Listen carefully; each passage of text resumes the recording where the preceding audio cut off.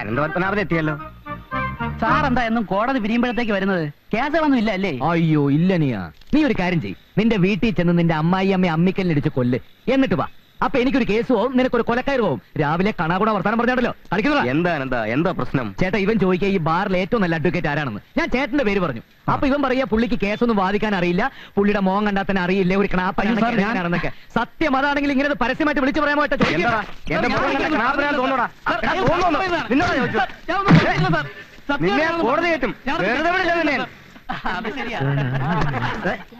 എന്താടോ അകത്തൊരു കൂട്ടച്ചിരി? പണ്ട് ചന്തുമേനോൻ ചെണ്ട കൊട്ടിച്ച പോലെ വല്ല സംഭവം കോടതിയിൽ നടന്നോ? ദിവസവും അങ്ങനെ പലരെയും അവിടെ ചെണ്ട പൊട്ടിക്കാറുണ്ട്. അത് ആസ്വദിക്കണമെങ്കിലേ വല്ലപ്പോഴും കോടതിക്കകത്തുനിന്ന് കയറണം. കോടതി കയറിയില്ലെങ്കിൽ എന്താടോ, തന്റെ വക്കീലിനേക്കാൾ കൂടുതൽ കേസ് എനിക്കുണ്ട്. അതേ, മറ്റ് വക്കീലന്മാരൊരു കേസ് കിട്ടിക്കഴിഞ്ഞാൽ അത് അവധിക്ക് വെപ്പിച്ച് കുറഞ്ഞത് ഒരു 5 വർഷത്തേക്കെങ്കിലും നീട്ടും. അതേ കേസ് എന്റെ കൈ കിട്ടിയാൽ അത് 5ന്റെ അന്ന് ഞാൻ ഒതുക്കും. പിന്നെ അവന്മാർ 5 വർഷം തൊണ്ടയിലെ വെള്ളം വറ്റിച്ചുണ്ടാക്കുന്ന കാശ് അത് വറ്റിക്കാതെ തന്നെ 5 ദിവസം കൊണ്ട് ഞാൻ ഉണ്ടാക്കും. പിന്നെ എന്തിനാണോ അതിനകത്ത് കയറുന്നത്? അതും ശരിയാ. അറിഞ്ഞോ, ചിത്രപുരം കൊട്ടാരത്തിന്റെ ഭരണം റിസീവർക്ക് കൈമാറി. ചിത്രപുരം കൊട്ടാരത്തിന്റെ ഭരണം റിസീവർക്ക് കൈമാറി? അത് ആർക്കെങ്കിലും കൈമാറിട്ട് തനിക്കെന്താടോ? അല്ല, ഇന്ന് സാറിന്റെ ഗുമസ്തനെ കണ്ടില്ലല്ലോ. അവൻ ചത്തു. എന്റെ കർത്താവേ, മുട്ടനാടുകൾക്കിടയിൽ അകപ്പെട്ട കുഞ്ഞാടിനെ പോലെ ആയല്ലോ ഞാൻ. ഞാൻ പറയുന്ന സമാധാനമായിട്ടൊന്ന് കേക്ക്. ഒത്തുതീർപ്പാണ് നല്ലത്. പറയണ്ട. ഒത്തുതീർപ്പിനായിരുന്നു ഇങ്ങോട്ട് എന്നാണോ? ഞങ്ങളുടെ പഞ്ചായത്ത് ബസ്സിനെ കണ്ടാ മതിയായിരുന്നല്ലോ. എന്റെ സിസ്റ്ററെ, എനർജി വേസ്റ്റ് ചെയ്യരുതേ. അനന്തം വക്കീൽ ഒരു സമാധാന പ്രിയനാണ്. സമാധാനത്തിന്റെ 3 വെള്ളരി പ്രാവുകളാണ് അദ്ദേഹം വീട്ടിൽ വളർത്തുന്നത്. പിന്നെ ഞാൻ ഒരെണ്ണം ചത്തു. ഇയാളെ തള്ളി അകത്താക്കാതെ എനിക്ക് ഉറക്കം വരില്ല. അത്രയ്ക്ക് അനുഭവിച്ചു ഞാൻ. എന്തനുഭവിച്ചെന്നാ? അനുഭവിച്ചത് മുഴുവൻ ഞാനാ. കല്യാണം കഴിഞ്ഞതിന്റെ അന്ന് മുതൽ ഇവിടെ എനിക്ക് സമാധാനം തന്നിട്ടില്ല. സമാധാനം തന്നിട്ടില്ല എന്ന്. ഭർത്താവിനെ അകത്താക്കിയാലേ അടങ്ങുള്ളൂ. എന്ത് നല്ല ഭാര്യ. സിസ്റ്ററെ, ഇത്രയും കാലം ഈ താടയോടൊപ്പം ജീവിച്ച താങ്കൾക്ക് പരമവീര ചക്രം തരണമെന്ന് എനിക്ക് ആഗ്രഹമുണ്ട്. പക്ഷെ എനിക്കതിന് വകുപ്പില്ല.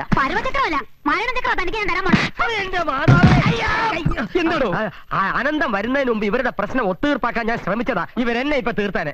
അനന്തനല്ല, ഐക്യരാഷ്ട്ര സംഘടന വിചാരിച്ചാലും ഇവരുടെ പ്രശ്നം തീരില്ല. ഇന്ത്യയും പാകിസ്ഥാനും പോലെ ഒന്ന് നിർത്തുമ്പോ മറ്റോ തുടങ്ങും. എന്ത് വെടി വെടി വെടിയല്ല, തനിക്ക് അടിയ തരേണ്ടത്. ഉറുമീസേ, താൻ വക്കീലല്ല, എന്റെ വെറും ഗുമസ്തന. അയ്യോ സോറി സാർ.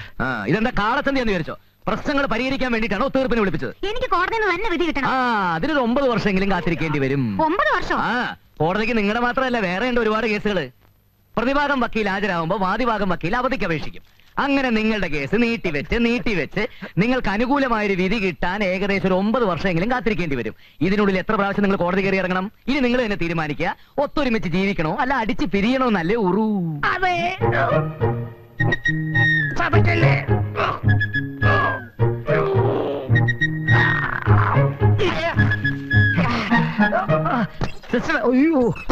ബ്രദറെ, കോടതി കയറി ഇറങ്ങുമ്പോഴറിയാം അതിന്റെ ഏനക്കേട്. പ്രതിഭാഗം വക്കീൽ ചോദിക്കുന്ന ചോദ്യങ്ങൾ കേട്ടാ എത്ര തന്റെയാണെങ്കിലും തൊലി ഉരിഞ്ഞു പോവും.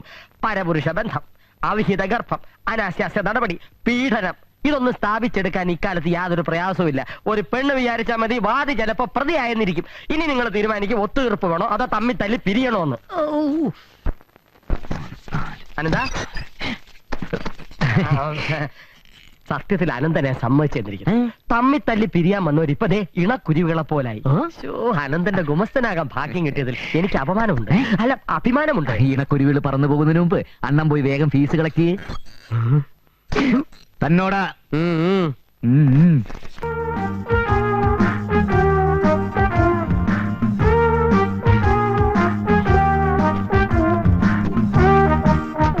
എന്താ ഉർമിച്ചേട്ടാ ഇത്? വിഴുങ്ങാതെ സാവധാനം തിന്ന്.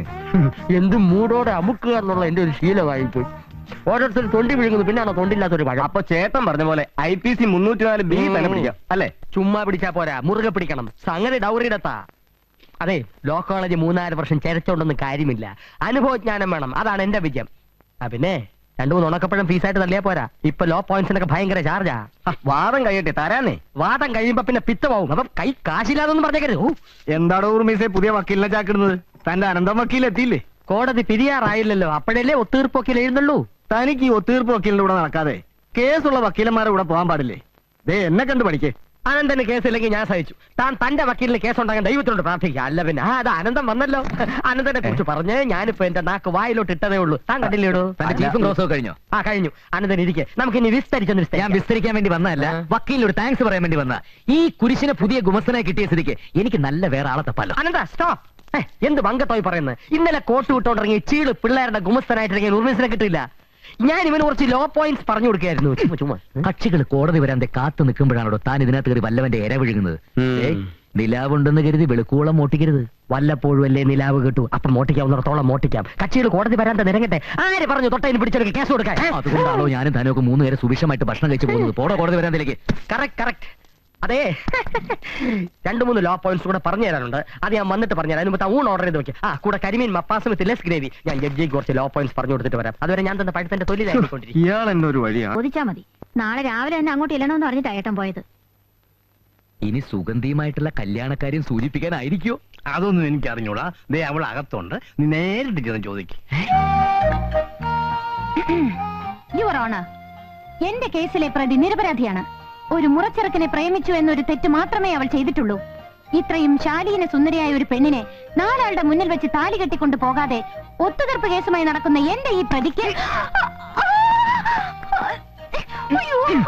നിന്നോട് ആര് പറഞ്ഞത് ഇതെടുത്തരാൻ? ആരെങ്കിലും പറയണോ? പറയണം. എന്നതൊന്ന് അറിഞ്ഞിട്ട് എന്നെ കാര്യം. അനന്തേട്ട വീട് അനന്തേട്ട. അയ്യോ കാണും.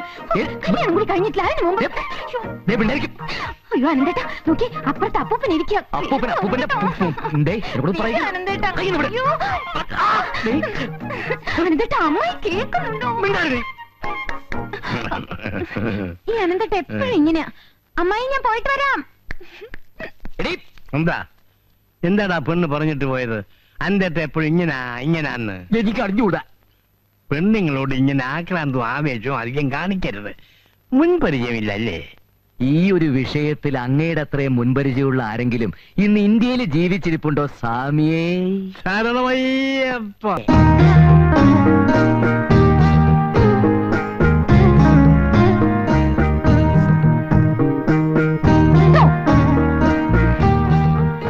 ഏറ്റില്ലല്ലേ?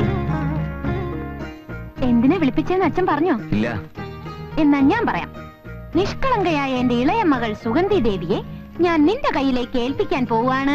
എന്റെ പൊന്നമ്മാവ, മണിക്കൂറുകൾ മാത്രം യേശുക്രിസ്തു ചുവന്ന കുരിശ് ജീവിതകാലം മുഴുവൻ എന്റെ പടലേക്ക് വെക്കാൻ പോവാണല്ലോ. പിന്നെ എങ്ങനെയാണ് വക്കീലെ കേസ് കേട്ടൊക്കെ? കാര്യങ്ങൾ നടന്നു പോകാനുള്ള കേസൊക്കെ ഉണ്ട് അമ്മാവ. കാര്യങ്ങളെന്ന് പറയുമ്പോൾ നിന്റെയും പത്മാവതിയുടെയും അല്ലേ? അല്ല, ഒരു പെണ്ണ് കെട്ടിക്കഴിഞ്ഞാൽ അവളെ പോറ്റാനും ഒത്തുതീർപ്പ് വേണ്ടി വരുവോ? വിവാഹ ജീവിതത്തിന്റെ വിജയം എന്ന് പറയുന്നത് തന്നെ ഒരു ഒത്തുതീർപ്പല്ലേ അമ്മാവ? സുഗന്ധിക്ക് ഒരിക്കലും പട്ടിണി കിടക്കേണ്ടി വരില്ല. അതെനിക്കറിയാമല്ലോ, പട്ടിണിയൊന്നും കിടക്കില്ല. കല്യാണം കഴിഞ്ഞാൽ അങ്ങോട്ട് വളരെ നല്ല സമയമാണ് എംബ്രാന്തിരി ഗണിച്ചു പറഞ്ഞത്. എന്താ പല്ലി ചെലച്ചതാ സത്യം. എന്നാൽ അത് പോരാ. എന്റെ ഒരേ ഒരു അനന്തരവൻ കല്യാണം കഴിച്ചു കഴിഞ്ഞ് പെണ്ണിന്റെ യോഗം കൊണ്ട് നന്നായാ പോരാ, അതിന് മുമ്പേ നന്നാകണം. നിന്റെ കല്യാണവും സദ്യയും ഒക്കെ ഈ നാരായണക്കുറിപ്പിന്റെ അന്തസ്സിനൊത്ത് ആർഭാടമായിട്ട് തന്നെ നടക്കണം. അതേക്കുറിച്ച് സംസാരിക്കാനാണ് നിന്നെ ഞാനിപ്പോ വിളിപ്പിച്ചത്. എല്ലാ കാര്യങ്ങളും പറഞ്ഞു. അമ്മാവന് നിർബന്ധമാണെങ്കിൽ ഞങ്ങളുടെ കല്യാണം എത്രയും പെട്ടെന്ന് നടത്താം. ഓ കല്യാണം. വലിയൊരു സംസാരിക്കുന്നിടത്ത് കൊച്ചുപിള്ളേരെ നിൽക്കാൻ പാടില്ല. നിന്നോടല്ല, ഇവളോട്. കൊച്ചകത്ത് പോ. നീ ഇങ്ങ് വാ. ചിത്രപുരം കൊട്ടാരം റിസീവർ ഭരിക്കാൻ പോകുന്നു. അറിഞ്ഞു. കോടതിയിൽ അതിനെപ്പറ്റി ചൂടുപിടിച്ച ചർച്ചയും നടന്നു. അഡ്വക്കേറ്റ് ശങ്കരനാരായണൻ ആയിരിക്കും റിസീവർ എന്നൊരു സംസാരമുണ്ട്.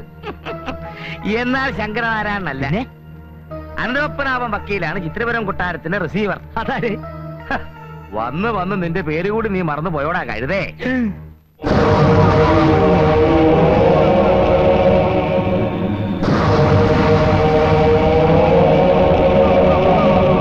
നീ തന്നെ ഇതൊക്കെ എങ്ങനെയാ പറഞ്ഞ് മനസ്സിലാക്കി കൊടുക്കുക?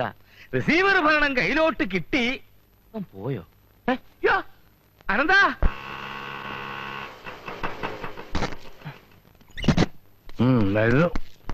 എവിടെ കാല്? എവിടെ ആള്? അകത്തുണ്ട്. റിസീവർ സ്ഥാനം കിട്ടുക എന്ന് പറഞ്ഞാൽ എല്ലാവർക്കും ബോധം തെളിയാ പതിവ്. ഇവിടെ ഒരാൾക്ക് ബോധം പോവുക എന്ന് പറഞ്ഞാൽ എന്റെ കർത്താവേ. അവന്റെ മനസ്സ് നിനക്ക് അറിയാമോ? ഇരട്ട കൊലപാതകം നടന്ന കൊട്ടാരമാത്. അവിടെ ചെന്ന് താമസിച്ച് ഭരിക്കാന്ന് വെച്ചാൽ ചില്ലറ കാര്യമാണ്. ഒറ്റയ്ക്കല്ലല്ലോ, ഞാനും ഇല്ലേ കൂട്ടിന്. അതാണ് ഇപ്പോഴത്തെ ഏറ്റവും വലിയ പേടി. ഇനി മുതലേ 3 പ്രേതങ്ങളെ സഹിക്കണ്ടേ? അപ്പൊ അപ്പൂപ്പനെയും കൂടെ താമസിപ്പിക്കാൻ തീരുമാനിച്ചോ? അലവലാതി ഗുരുത്തുദോഷം പറയരുത്. ആദ്യക്ക് ഞാൻ വയസ്സായി നോക്കണ്ട. അയ്യോ, വയസ്സായത് ആര് പറഞ്ഞു? ദേവി ഫാമിലി അല്ലേ? അനന്ത, അമ്മാവൻ നിന്റെ കയ്യിലോട്ട് കൊണ്ടു തന്ന ഈ ഭാഗ്യം അങ്ങോട്ടല്ല എന്ന് പറഞ്ഞ് നീ തട്ടിക്കളയരുത്. അമ്മാവൻ എന്തെങ്കിലും കണ്ടുകൊണ്ടായിരിക്കും ഇതിന് ഇറങ്ങി പുറപ്പെട്ടത്. ഏട്ടനെ കുറിച്ച് വേണ്ടാത്തൊന്നും പറയണ്ട. ആ ഇത്രയൊക്കെ ആയിട്ട് അമ്മ പഠിച്ചില്ലല്ലോ. അമ്മയുടെ പേരിലുണ്ടായിരുന്ന സ്വത്തുക്കൾ മുഴുവൻ തട്ടിയെടുത്തു. അതും പോരാഞ്ഞ് അച്ഛന്റെ പേരിൽ ടൗണിന്റെ കണ്ണായ ഭാഗത്തുണ്ടായിരുന്ന 63 സെന്റ് സ്ഥലം അമ്മാവന്റെ വാക്കും കേട്ട് പറഞ്ഞ ആൾക്ക് കൊടുത്തു, അതും പറഞ്ഞ വിലക്ക്. പിന്നീടാണ് മനസ്സിലായത് അത് അമ്മാവന് വേണ്ടി തന്നെയായിരുന്നു. ഇപ്പോഴവിടെ 5 നിലയുടെ ഒരു ലോഡ്ജ് പൊങ്ങിക്കൊണ്ടിരിക്കുക. ഇങ്ങനെയൊക്കെ തന്നെ മേലെടുത്ത് നാരായണക്കുറുപ്പ് പെങ്ങളെ മരുമോനെയൊക്കെ സഹായിച്ചത്. അതൊന്നും വേറെ ആർക്കും വേണ്ടിയിട്ടല്ലോ. മുറപ്പെണ്ണിനെ കെട്ടിക്കഴിഞ്ഞാൽ ഈ സ്വത്തിന്റെയൊക്കെ അവകാശി അനന്തം തന്നെയല്ലേ? Sole ownership. ഇപ്പോഴേ കൊട്ടാരമായി പാലസ് പാലസ്. ഓ എന്റെ കർത്താവേ, പഞ്ചാരക്കൂനയുടെ നടുവിൽ അകപ്പെട്ട ഉറുമ്പിന്റേത് പോലായല്ലോ എന്റെ അവസ്ഥ. എവിടെ മുതൽ നക്കി തുടങ്ങണമെന്ന് ഒരു പിടിയില്ലേ. അങ്ങനെ നക്കി തുടങ്ങേണ്ടി വരില്ലടാ. നക്കി റിസീവർ സ്ഥാനം ഏറ്റെടുക്കാൻ ബുദ്ധിമുട്ടാണെന്ന് ഞാൻ എഴുതി കൊടുക്കാൻ പോവാ. അനന്ത പപ്പനായി തകർന്നു. ചുണ്ടോളം കൊണ്ടുവന്ന മുട്ട ബിരിയാണി നീ തട്ടി തെറിപ്പിച്ചു കളഞ്ഞല്ലോ കർത്താവേ. അനന്തന്റെ മനസ്സ് പറഞ്ഞ ഞാൻ ഇനി എവിടെയാ നേർച്ച നേരേണ്ടത്? വെട്ടുകാടോ വല്ലാർ പാടത്തോ അതോ വേളാങ്കണ്ണി പള്ളിയിലോ? നീ പള്ളിയിലോട്ടാണോ പോണ? അല്ല, പള്ളിക്കൂടത്തിൽ പോവാൻ പോവാ. നീ ഊഴംപാറ പോടാ.